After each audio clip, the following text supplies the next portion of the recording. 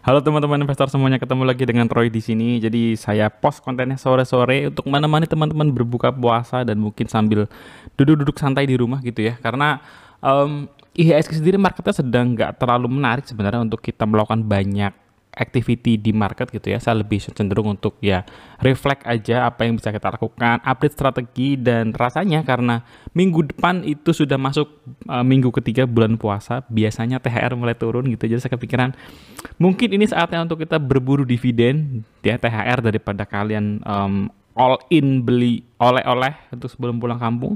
Mending disisihin sebagian dan kita pakai untuk hunting dividen gitu ya. So konten ini sifatnya investment research, bukan ajakan jual beli dan tidak ada untuk menjatuhkan stakeholder tertentu, dan tetap kalian lakukan analisa kalian sendiri. Pertama, idenya adalah kita mau melakukan pembagian portfolio. Jadi kalau misalnya teman-teman punya portfolio 100%, 100% itu adalah cerminan dari nggak tahu berapa, 10 juta, 100 juta, 1 miliar. Bagilah gitu ya, bagilah dari alokasi tersebut untuk kategori dividen investing. Alokasi tersebut fokusnya untuk compounding dari hasil dividennya. Kalian top up nggak masalah, tapi kalian terbiasa untuk bagi secara disiplin bahwa ini alokasi portofolio dividen gitu ya. Nah, dalam video kali ini ada tentang dividen, kita akan bahas tipis-tipis mengenai dividen, proyeksinya seperti apa, ada beberapa emiten, kemudian strategi dan catatan akhir. Dan kali ini saya akan bahas mengenai sektor banking, dividen dari banking. Jadi mari kita mulai dari sebuah background dulu gitu teman-teman ya. Seberapa penting sih dividen buat teman-teman? Buat teman-teman investor seberapa penting? Kalau teman-teman menganggap bahwa dividen itu sangat penting, maka kategorinya di faktor utama gitu ya. Di faktor utama berarti teman-teman mulai atau sudah menjalankan yang namanya dividen investing gitu ya. Investasi yang mengandalkan dividen, compoundingnya dari sana. Tahun ini dapat 8% ya, setelah dapat disimpan di situ, tidak diambil, dibelikan lagi sahamnya gitu ya. Jadi tiap tahun naik karena dapat dividennya, tiap tahun nambah, jumlah sahamnya nambah, compoundingnya teratur gitu ya. Jadi compoundingnya lebih teratur. Jangan salah teman-teman, ketika kita menerapkan dividen investing dalam modal yang sudah cukup besar, menurut saya hasilnya sudah oke gitu ya. Tapi kalau buat investor-investor yang modalnya belum terlalu besar, ya kesabaran kalian benar-benar diuji gitu ya. Tapi saya salut sekali dengan teman-teman yang dari awal tuh sudah konsisten di dividen investing. Sebaliknya, saya sendiri adalah investor yang di tipe nomor 2, yaitu faktor penunjang. Saya tidak benar-benar berburu dividen gitu ya. Saya hanya menjadikan dividen sebagai waktu tunggu aja, tunggu sampai harga kembali diapresiasi oleh market, dan fokusnya adalah mencari peluang dari capital gain-nya. Jadi secara sederhananya dividen itu adalah reward bagi investor gitu ya. Kita udah invest, beli saham di sana, 1 lot, 10 lot, 100 lot, 1000 lot, berapapun lotnya, tetap karena akan dapat bagian sama rata hasil dari laba bersih perusahaan yang mau dibagiin ke kita semua nih, para investor pemegang saham. Nah, sebelum kita ngomongin soal strategi milih saham atau beberapa pilihan saham yang sudah saya coba bikin proyeksinya, kita harus tahu dulu teman-teman supaya kita nggak terjebak yang namanya dividen trap gitu ya. Kita tuh sebagai investor mesti nanya sih, dividen ini dipakai mau untuk apa sih sama perusahaan gitu ya. Kenapa perusahaan bisa untuk membagikan dividen gitu ya. Emang mau ngapain dari dividen ini? Uangnya maksudnya, uang yang kalau nggak dibuang dari dividen itu mau apa? Pertama adalah kalau perusahaan itu perusahaan yang ekspansi terus gitu ya, tiap tahun ada aja ekspansinya. Ekspansi itu kan butuh uang teman-teman ya, butuh modal. Jadi kalau mereka nggak bagi uang, mereka akan pakai untuk ekspansi mereka. Yang penting apa? Yang penting jelas kebutuhannya gitu ya. Kenapa saya lebih prefer company yang sedang growth itu untuk jangan terlalu jor-joran bagi dividen? Karena ketimbang utang itu ada bunganya gitu ya, lebih baik dananya sebagian dipakai. Dividen payout-nya nggak usah gede-gede lah, 20-30%, menurut saya sudah cukup oke. Nah, itu kalau misalkan company-nya sedang growth gitu ya. Atau yang kedua, mereka bagi aja ke investor gitu ya. Kenapa sih perusahaannya ngebagi ke investor? Karena ya perusahaannya belum ada rencana ekspansi. Kalau teman-teman perhatikan saham-saham perbankan, mereka rata-rata sudah di tahap yang cukup mature gitu ya. Alih-alih menambah cabang, biasanya mereka sekarang fokusnya ke digital banking. Livin by Mandiri, Wonder by BNI, Bale by BTN, BRI apa, Brimo, Blue by BCA. Mereka capex-nya dibuang ke digital. kalau kita mau jujur-jujuran gitu ya, alokasi atau kita bayangin aja modal yang dibutuhkan oleh banking untuk bikin cabang baru 10, 20 itu mungkin lebih besar loh teman-teman dibandingkan dengan ekspansi ke digital. Yang mana mereka fokusnya ya bikin resource, setup timnya, siapa yang ngelola, operasional gimana. Jadi capex yang dibutuhkan untuk ekspansi perbankan akhir-akhir ini, beberapa tahun terakhir ini tidak sebesar zaman sebelumnya ketika fokusnya pada penambahan operasional baru fisikal ya yang ditemui di kota-kota baru gitu ya, nambah ATM baru, nambah branch baru. Sebaliknya mereka kan mulai efisiensi gitu ya. Cabang-cabang yang sudah tidak terlalu efektif, efisien, di merge dan lain sebagainya. Jadi buat emiten perbankan tidak ada rencana ekspansi besar dan saldo labanya sudah cukup tebal. Artinya kalau mereka bagi dividen, mereka masih tetap punya sebagian dari saldo laba yang sudah ditahan bertahun-tahun yang sebelumnya. Nah, edisi banking kali ini menurut saya ada dua yang perlu kita pahami, yaitu kita mau pilih emitennya dari mana, dari BUMN ya plat merah atau dari swasta. Nah, saat ini menurut saya yang berlaku umum untuk emiten perbankan adalah sebetulnya kalau menurut saya emiten perbankan itu sebetulnya lagi sebaiknya harus menahan diri dalam tanda kutip untuk membagi dividen dalam jumlah besar. Kenapa? Memperkuat struktur fundamental operasional perbankan. Ini penting gitu. Ini penting. Kenapa?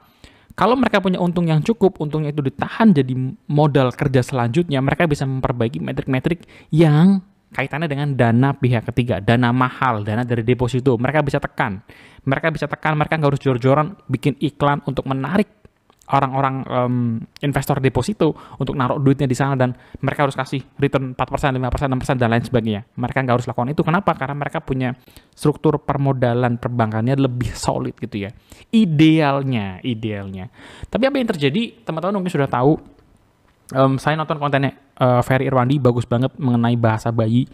Dan dia nyebut bahwa ini ada Pak Danantara gitu. Jadi saya pinjam nih Bang ya, Pak Danantara ini. Teman-teman bayangin Danantara itu bekerja bukan melalui dana yang sudah instan ready besar gitu ya. Mereka harus mendapatkan aset-aset yang akan ditampung ke situ, dilikuidasi ke situ, digabungin, dikonsolidasi ke situ. Dan dari mana lagi sumber income-nya Danantara adalah dari dividen yang tadinya masuk ke APBN sekarang masuk ke Danantara. Danantara sebagai sebuah lembaga lah ya yang baru terbentuk, mereka otomatis butuh cuan, butuh dana gitu ya, untuk bisa memutarkan strategi investasinya mereka. Untuk itu saya expect bank-bank BUMN DPR-nya nggak jauh beda dari tahun kemarin, meskipun sebenarnya saya berharap emiten-emiten banking perbankan BUMN itu bisa menahan diri, tapi sepertinya agak sulit karena ada faktor Danantara ini, sehingga saya bisa proyeksikan DPR-nya atau dividen payout ratio-nya tidak jauh berbeda dari tahun lalu. Bagaimana dengan bank swasta? Bank swasta lebih sehat. Mereka bisa menahan diri dan memutar kembali untuk memperkuat fundamental perbankan di tahun-tahun selanjutnya. Oke, sekarang kita lanjut ke proyeksi dari saham-saham perbankan yang saya coba urutin gitu ya, saham-saham besar perbankan. Kalau teman-teman lihat ini udah saya coba sorting gitu ya, dari yang tertinggi sampai yang terendahnya, emiten-emiten yang juga beberapa kali pernah kita bahas di sini juga gitu ya. Cepat aja, saya melihat top 2 yang bisa mendekati double digit adalah BNGA, Bank Simbin Niaga, dan BBRI. BBRI kalau digabung antara interim dan final proyeksinya bisa mencapai 9%, BNGA 9,3% gitu ya. Nomor 3-4-nya ada BBNI, BMRI, dan BTPS. Top 5-nya adalah 7%-an gitu ya. BBNI, BMRI, BTPS. Lalu ada NISP 6,%, BBTN 5%. Cukup oke lah ya BBTN, karena memang harganya lagi turun juga nih BBTN ya. BBCA kemarin sudah rilis gitu ya, proyeksinya agak salah, tapi kurang lebih masih mirip lah ya, 3,5% in total dengan interim dividennya. Lalu untuk BRIS malah saya pikir dividennya juga nggak akan jauh-jauh banget, 1 sampai maksimal mungkin 1,5%. Jadi dari daftar proyeksi ini ya, proyeksi ini berdasarkan dari DPR estimate yang benchmark ke tahun sebelumnya dengan EPS yang sudah mereka rilis, saya ngelihat BBRI dan BNGA menjadi dua saham yang paling menarik kalau kita ngomongin dari yield dividen yang bisa didapat gitu ya. Nah, sekarang strateginya gimana Bang? Kalau kita mau dapat dividen gitu ya, menjelang musim-musim emiten-emiten pada bagi dividennya nih akhir Maret, April sampai tengah Mei jadi payment date-nya gitu. Menurut saya kalau kita ngomongin dividen, ada yang bilang dividen itu cuma instan. Karena begitu beli mendekati come date, dapat gitu ya, tinggal nunggu payment date-nya aja. Tapi dividen itu mesti sabar. Ya, mesti sabar. Kenapa? Kalau kita nggak sabar, kita tuh cuman gali lubang tutup lubang, dapat dividennya, harga sahamnya turun, kita keburu jual, yang ada impas. Bisa minus ataupun kalau untung kecil aja, tipis aja. Lebih baik kalian sabar, tunggu sampai harganya kembali diapresiasi oleh market kapan, I don't know. Tinggal teman-teman yakin bahwa saham-saham tersebut masih punya prospek yang bagus, sehingga di masa depan, atau mungkin masa yang nggak terlalu jauh, saham-saham tersebut kembali diapresiasi oleh Mr. Market. Jadi jangan berpikir untuk beli dan jual kalau menurut saya, karena ini bisa kena dividen trap dan minusnya bahkan bisa lebih besar. Karena kalau cuma dapetin dividen aja, menurut saya sih nggak bagus dan kurang oke gitu ya. So kalau misalkan sahamnya turun, teman-teman nanti beli dividen sahamnya turun, BBRI yieldnya 9% atau 5% dividen finalnya, terus BBRI turun 5, 6%, 7% itu wajar saja. Jangan panik, jangan langsung ngerasa, wah saya kena trap nih, gue kena trap nih. Enggak ya. Jadi wajar aja kalau penurunannya kurang lebih di sekitar yield dividen yang diberikan. So, dari pilihan tadi, saham-saham big bank tadi, ada berapa ya, 8-9 saham yang tadi saya list beserta proyeksinya. Ini top 2-nya yang saya pilih kalau saya ambil dividen investing strategi di saat-saat ini gitu ya. Yang pertama adalah BBRI ya. BBRI potensi dividen finalnya 9%. Sudah turun jauh dari all time high-nya 40%-an. Artinya kalau BBRI dari harga sekarang let's say 3.600, 3.700 naik ke 6.000, itu capital gain-nya sudah pasti di atas 50-60% gitu ya. Memang saat ini BBRI itu sedang dibenci investor asing, dibuang terus, tapi it's okay gitu ya. Sudah bertahun-tahun itu love and hate relationship lah ya antara investor asing dengan BBRI. Kalau kita panjang sabar, saya rasa sih akan ada waktunya BBRI menjadi saham-saham yang kembali disayang oleh investor asing. Hopefully, semoga ya. Yang kedua adalah BNGA, bank swasta. Saya sudah punya satu BBRI, satu lagi kalau mau nyoba lagi adalah BNGA. Potensi dividennya paling gede 9% sekian kalau menurut hitungan tadi. Belum turun jauh dari all time high-nya, artinya ini saham yang relatif stabil gitu ya, relatif stabil. Dan dividennya dari tahun ke tahun memang makin cukup meningkat gitu ya. BNGA tuh masa-masa pandemi main di 900, 1100, 1200, sekarang ini sudah 1700, 1600 harga sahamnya. Jadi kenaikannya dari 3-4 tahun lalu memang cukup stable di 60%-an. So, kalau kalian mau ambil dividennya, performa BNGA menurut saya masih solid banget bahkan. So, untuk turun sampai ke level 1000 lagi kayaknya agak-agak berat. Ya, tapi kan di market kita nggak tahu. So, antisipasi aja. Pastiin dividennya bisa kalian pakai untuk beli lagi sahamnya dan compoundingkan selanjutnya. Nah, saya kasih slide tambahan. Mungkin teman-teman nanya ya, kan BBRI lagi bang, nggak ada saham lagi untuk pilihan lain kah? Nggak ada saham lain lagi kah untuk pilihan dividen ini gitu ya? Saya kasih satu ekstra penjelasan yang menurut saya simpel banget, dan saya sih menggunakan ini untuk dasar kenapa BBRI itu masuk dalam list kalau mau dividen investing saat ini. Pertama teman-teman, BBRI itu sekarang ditawarkan di harga tahun 2021, kisaran harga tahun 2021. Yang mana kalau kita mau bandingkan dengan earning per share, ya kita mau ngomongin dividen kan, kita ngomongin earning per share. Kenapa? Karena ya labanya berapa sih, lu punya saham berapa labanya gitu ya, laba bersihnya berapa. Laba bersih BBRI 2021 dengan 2024 berbeda, makin naik labanya. Laba bersihnya dan laba per share-nya, ya earning per share-nya makin naik. Jadi BBRI itu ditawarkan di harga 4 tahun lalu, tapi kita dapat performance EPS, EPS senilai di tahun 2024 gitu ya. Dan dibandingkan dengan BBNI, BMRI, hanya BBRI yang memenuhi kriteria ini gitu ya. Kriteria sederhana ini hanya ada di BBRI. Karena apa? Karena artinya BBNI turun tapi belum turun cukup murah. BMRI juga sama, turun tapi belum turun cukup murah gitu ya. Kita untuk mendapatkan harga 4 tahun lalu tapi performance-nya di tahun yang baru yang sudah lebih tinggi, IPS dan laba bersihnya, itu menurut saya sih sebuah sebuah penjelasan yang cukup semoga mudah dimengerti gitu ya penjelasan ini. Jadi itu alasan kenapa saya memilih BBRI kalau bicara soal peluang dividen investing.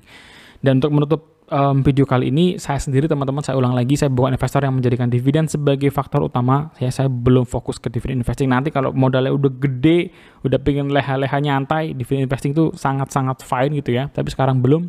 Saya masih fokus pada capital gain sampai nunggu harga sahamnya kembali lagi, nunggu BBRI kembali 6.000 lagi, saya dikasih dividen, ya why not? I love dividen jadinya ya kan. Jadi why not kita nggak ambil dividen? Yang kedua, saya juga ulang lagi bahwa dividen trap itu terjadi ketika kita beli saham yang nawarin harga saham, yang nawarin dividen besar ya untuk beli saham tersebut, tapi performa selanjutnya jelek.